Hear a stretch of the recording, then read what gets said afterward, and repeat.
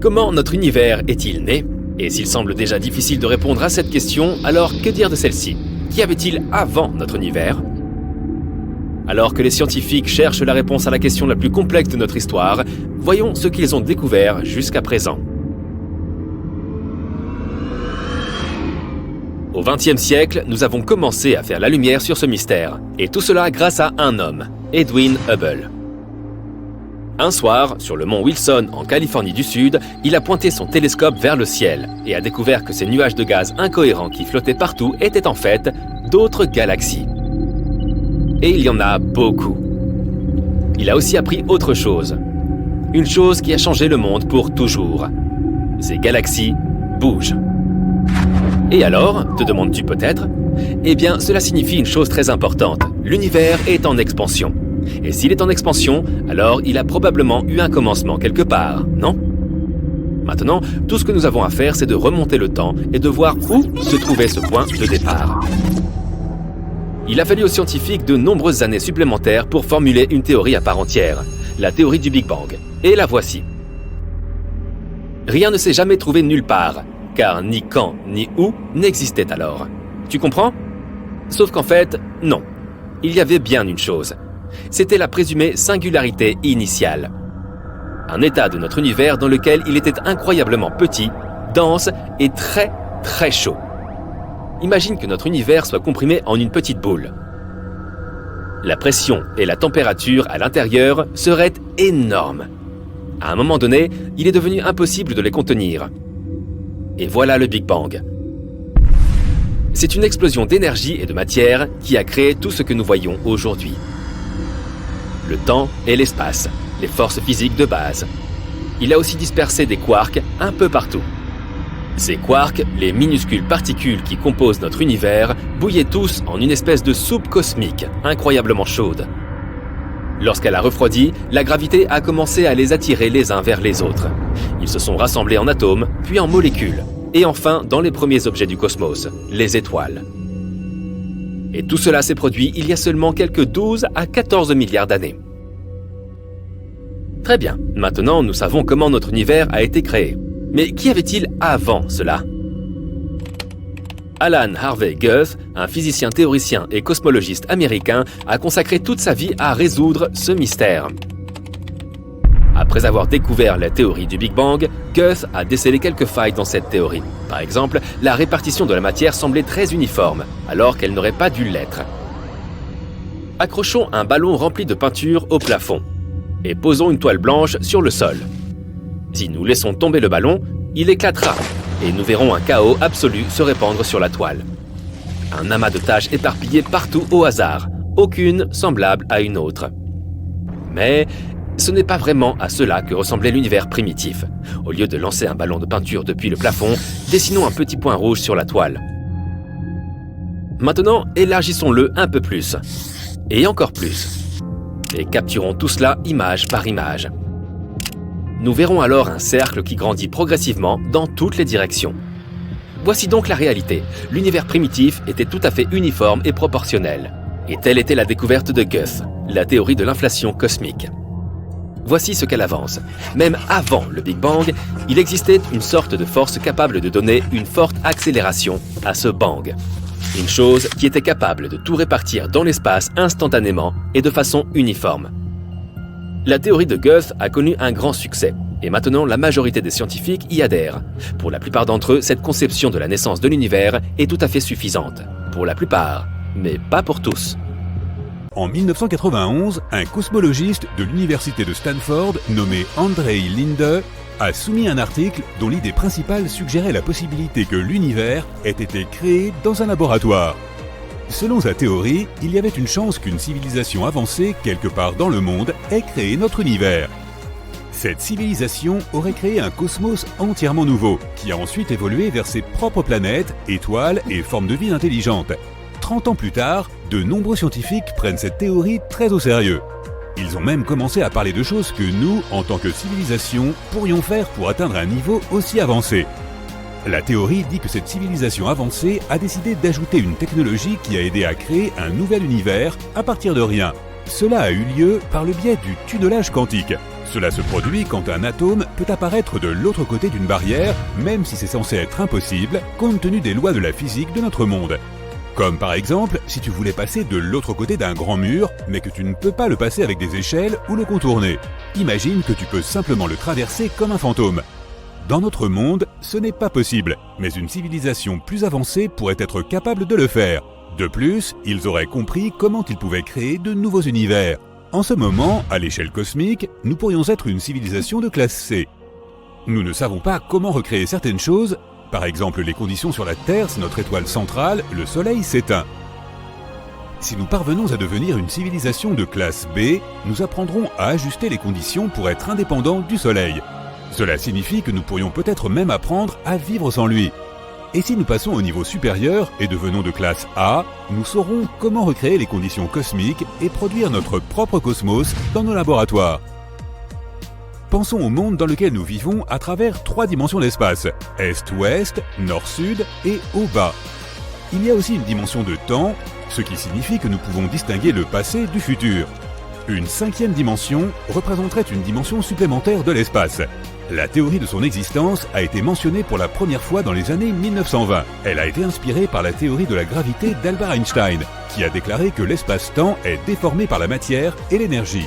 Nous ne pouvons pas percevoir ces 4 dimensions, mais nous voyons comment un objet se déplace et l'attribuons à la gravité. Et peut-être qu'il y a une autre force, comme la force électromagnétique, qui est plus de 1000 fois plus forte que la gravité et qui pourrait expliquer les choses qui se passent dans cette dimension supplémentaire de l'espace.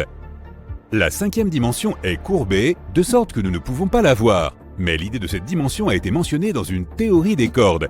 Elle considère l'univers comme de très petites cordes de masse énergie, et non comme des particules. Elle vibre dans un espace-temps à 10 dimensions, sachant que 6 d'entre elles prennent moins de place qu'un seul atome.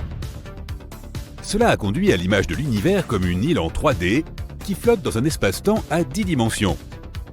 De plus, la 5e dimension pourrait être une excellente explication pour nous en dire plus sur la matière noire. C'est la matière invisible qui a une masse, mais que nous ne pouvons pas voir et qui ne peut pas interagir avec la matière ordinaire. Or, la matière noire représente 85% de toute la matière de notre univers. Lève les yeux lorsque le ciel est clair la nuit. Tu y verras des milliers de petits points lumineux. Tu auras l'impression qu'ils sont stables et immobiles. Mais en réalité, ils sont constamment en mouvement. Dans 100 000 ans, les constellations n'auront plus le même aspect ou la même configuration que nous leur connaissons aujourd'hui.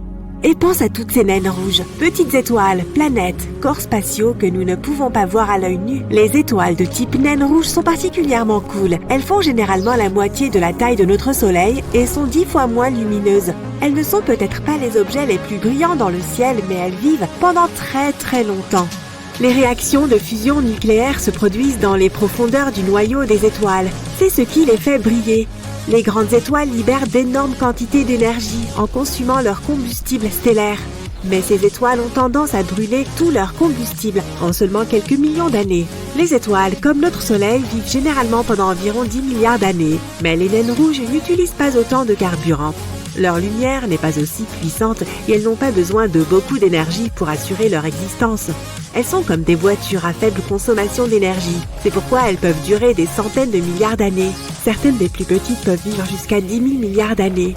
L'essentiel de l'hydrogène des étoiles similaires au Soleil n'est pas consommé. Il y a davantage de ce gaz dans l'atmosphère que dans le noyau de ces étoiles. Cela signifie que l'hydrogène ne participe pas de manière significative aux réactions de fusion. Mais c'est différent avec les naines rouges. Elles font circuler du plasma dans tout leur corps.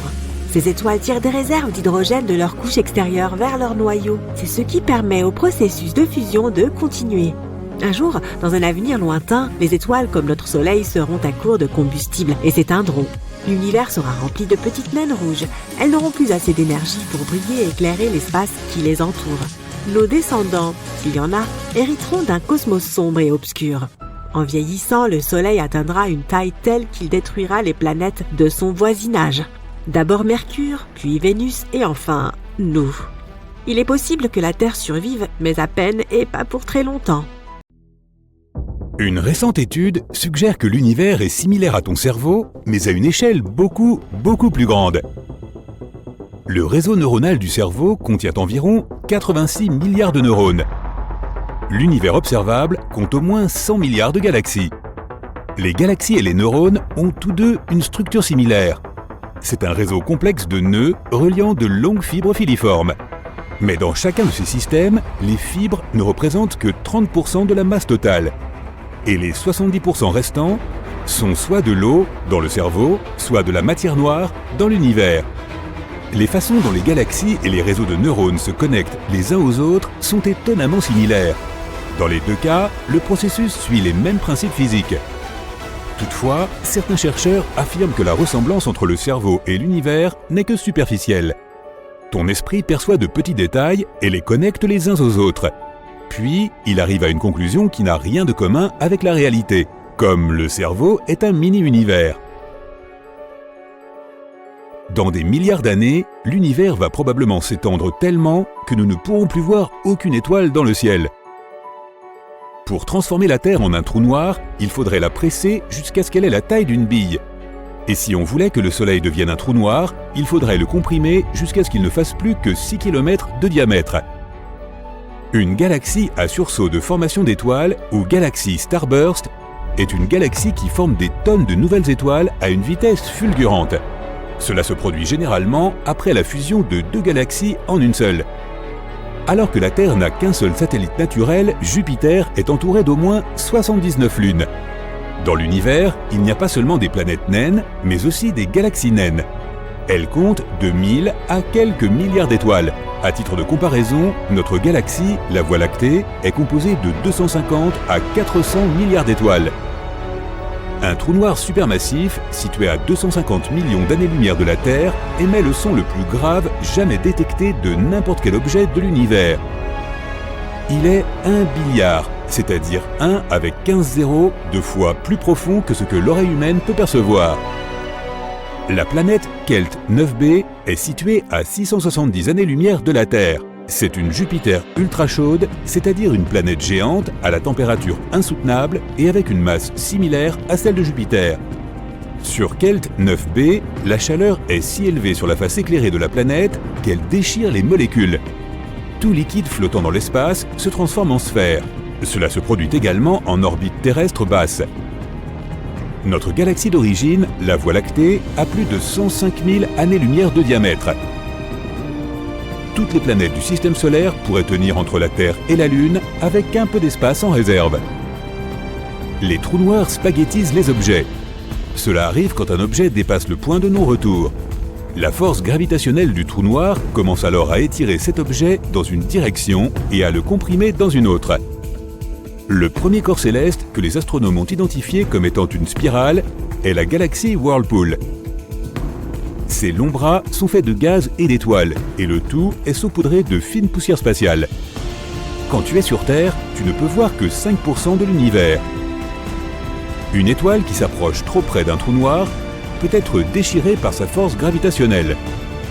WASP 12b est une planète géante située à 1400 années-lumière de la Terre. Elle est principalement composée de gaz. Malheureusement, la planète est condamnée. Elle orbite trop près de son étoile mère. Dans environ 10 millions d'années, WASP 12b sera avalée par son soleil à vide. Notre galaxie, la Voie lactée, et la galaxie d'Andromède, sa voisine la plus proche, vont se rencontrer dans un peu moins de 4 milliards d'années. Lorsqu'elles se heurteront, elles formeront une énorme galaxie elliptique. Une des plus petites lunes de Saturne, Encelade, reflète presque 90% de la lumière du Soleil. Cela fait de cette lune l'un des objets les plus brillants du système solaire. Mais comme elle réfléchit la lumière du Soleil au lieu de l'absorber, les températures à la surface glacée d'Encelade chutent à moins 200 degrés Celsius. La plus haute montagne du système solaire est Olympus Mons sur Mars. Elle est 3 fois plus haute que le mont Everest. Si tu te trouvais au sommet d'Olympus Mons, ces pentes seraient cachées par la courbure de la planète. Dans notre système solaire, Mercure et Vénus sont les 2 seules planètes sans lune. Les scientifiques qui prévoient d'envoyer des robots sur Mars veulent charger les machines avec beaucoup de matériel lourd. Les robots seront également construits avec des matériaux plus résistants. Tout cela à cause de la gravité relativement faible de la planète rouge. Tout ce qui se trouve sur Mars est presque 3 fois plus léger que sur la Terre. La plus grande lune de Pluton fait la moitié de la taille de la planète naine elle-même. Cela fait de Charon, c'est le nom de cette lune, le plus grand satellite connu par rapport à la taille de sa planète mère. il y a des balles de golf sur la Lune. Elles ont été lancées lors de la mission Apollo 14. Les mathématiciens affirment que des trous blancs pourraient exister, même si les scientifiques n'en ont pas encore trouvé. Si tu tombais sur un trou blanc, tu ne pourrais pas y entrer de l'extérieur, mais tu verrais la lumière et la matière s'échapper de l'intérieur. Sur notre planète, une rotation complète prend une journée, mais le Soleil est si énorme qu'il lui faut 25 à 35 jours terrestres pour accomplir une rotation complète. L'espace vide n'est pas vraiment vide. C'est du moins ce que dit la théorie quantique des champs. Il est en fait rempli de minuscules vibrations qui peuvent se transformer en particules virtuelles si elles ont suffisamment d'énergie. Ces particules virtuelles peuvent produire des paquets de lumière de faible énergie appelés photons. Il existe un élément commun à tous les trous noirs. Il s'agit de l'horizon des événements. C'est un point de non-retour. Cela signifie qu'une fois que quelque chose franchit ce point, il ne peut plus s'en éloigner, pas même la lumière. L'horizon des événements est entouré d'une force gravitationnelle extrêmement puissante. Les trous noirs survivent en engloutissant le gaz et les étoiles qui les entourent. Dans la plupart des cas, un trou noir est entouré d'un disque de matière tourbillonnant, appelé disque d'accrétion. Ce disque brille de mille feux, car tous les éléments qui s'approchent trop près de l'horizon des événements sont chauffés et déchiquetés avant que le trou noir ne les engloutisse totalement. Au fur et à mesure que la matière se rapproche, elle commence à voyager et à se déplacer de plus en plus vite en contournant le trou noir. Cela fait briller le disque d'accrétion et, en même temps, dessine l'ombre du trou noir, qui est en fait l'horizon des événements dont nous parlons. Les trous noirs pourraient même vouloir se cacher, mais ils le font terriblement mal. Selon la théorie de la relativité générale d'Einstein, la gravité plie et déforme l'espace et le temps. Cela signifie que plus on se rapproche de cette attraction gravitationnelle extrêmement puissante autour du trou noir, plus l'espace et le temps qui l'entourent sont déformés. Et dans cet espace tordu, il y a de minuscules particules et champs. En raison de l'extrême torsion de la gravité, ces particules et ces champs commencent à se comporter de manière inhabituelle, par exemple en créant des photons qui sortent de nulle part. C'est de cela que parlait Stephen Hawking il y a près de 50 ans, 1974. Et ce n'est pas tout. Il a également suggéré que si ces particules trouvent un moyen de s'échapper d'un trou noir, elles lui volent une partie de son énergie. Et à cause de ces voleurs, le trou noir perd son énergie au fil du temps jusqu'à ce que, à un moment donné, il disparaisse complètement. Il a suggéré que les trous noirs libèrent de l'énergie sous forme d'énergie thermique ou de chaleur, appelée rayonnement de Hawking. Ce rayonnement ne contient aucune information. Cela signifie que lorsqu'un trou noir s'évapore, il détruit toutes les informations qu'il possédait sur l'étoile qu'il a créée. Nous n'avons donc aucune idée de ce qui s'est réellement passé. Et c'est un peu déroutant parce que les lois de la mécanique quantique disent comment que l'information ne peut pas être détruite. Ce conflit est appelé paradoxe de l'information de Hawking. Selon Hawking, toutes ces informations ne sont pas vraiment perdues, mais stockées dans un nuage de particules d'énergie nulle qui entourent le trou noir. C'est ce qu'il appelle le soft hair. Cette nouvelle étude apporte une solution possible à ce paradoxe. Peut-être le rayonnement de Hawking est-il non thermique. TRES-2b est une planète où la nuit ne finit jamais. Et ce n'est pas une nuit habituelle avec des étoiles qui brillent dans un ciel magnifique. Là, il fait nuit noire et une chaleur torride. TRES-2b est une géante gazeuse environ 1,5 fois plus massive que Jupiter, et sa surface absorbe mieux la lumière que le charbon de bois. Elle pourrait aussi avoir une faible lueur rouge foncée à cause de son air brûlant, qui est aussi chaud que de la lave. Dans le système stellaire de 55 Cancri, il y a 5 planètes, dont 4 sont des géantes gazeuses semblables à Jupiter et Saturne. Mais la 5e, ou plutôt la première, car elle est la plus proche de l'étoile, diffère des autres de façon tout à fait effrayante. 55 Cancri, eux, est si proche de son étoile que la moitié de la surface de la planète est un véritable océan de lave en fusion. L'autre moitié est dans une obscurité éternelle car elle ne voit jamais le soleil. La planète est toujours tournée vers son étoile d'un seul côté. Entre le brûlant et l'obscurité, il y a la zone crépusculaire, une fine bande de néant lugubre. HD 189733b est la seule exoplanète dans l'orbite de son étoile et à première vue, elle est plutôt jolie. Des tourbillons bleus et blancs formant de merveilleux motifs à sa surface. Mais ces couleurs chatoyantes proviennent en fait de particules de silicate dur dans l'atmosphère de la planète, ce qui signifie qu'il y pleut du vert. Mais le pire, c'est que les vents atteignent la vitesse de 8700 km/h, soit presque Mach 7. À titre de comparaison, la vitesse du vent le plus rapide sur Terre est de 409 km/h, soit plus de 20 fois moins. Ainsi, le verre qui tombe du ciel se déplace horizontalement à des vitesses hypersoniques, déchiquetant tout sur son passage.